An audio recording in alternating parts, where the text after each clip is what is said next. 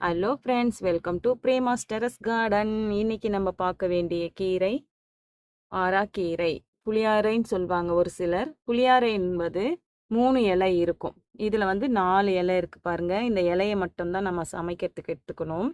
தண்டு மெலிசா இருக்கு. இலையை மட்டும் எடுத்து நம்ம சமைப்போம். வெந்தயக்கீரை போல இருக்கும் இது. நம்ம அருட்பெருஞ்சோதி வள்ளலார் பெருமானே இதை சொல்லியிருக்காரு. சாப்பிட்டுட்டு வரும்போது ரத்தம் சுத்திகரிக்கப்படும். இதை தொடர்ந்து எடுத்துக்கும்போது இந்த ரத்தத்துல கொழுப்பு சக்தி அதிகமா இருக்கு. ரத்தம் கெட்ட ரத்தம் ஆயிடுச்சு. அந்த மாரி இருக்கிறவங்கலாம் இத அடிக்கடி சமைச்சு சாப்பிட்டுட்டு வரணும். பருப்போட மசியல் செஞ்சு சாப்பிடுவாங்க. கூட்டு செஞ்சு சாப்பிடுவாங்க.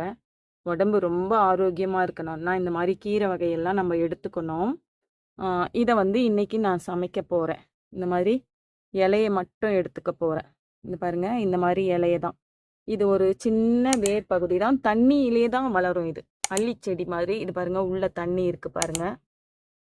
தண்ணியிலே தான் வளரும். நல்லா வளரும். ஆரோக்கியமான செடி. இது எங்க பார்த்தாலும் விடாதீங்க. நான் இன்னைக்கு இதை சமைக்கிறதுக்கு எடுத்துக்க போறேன். Okay friends, thank you. Happy gardening. பாருங்க ஃப்ரெண்ட்ஸ், இவ்வளோ கீரை நமக்கு கிடைச்சிருக்கு. இதை வந்து இந்த காம்பெல்லாம் எடுத்துட்டு இலையை மட்டும் போட்டு பருப்போட மசியல் பண்ண போகிறேன். ரொம்ப சுவையான கீரை, ஆரோக்கியமான கீரை. வாரத்தில் அடிக்கடி 2 நாள் எடுத்துக்கணும். தேங்க்யூ.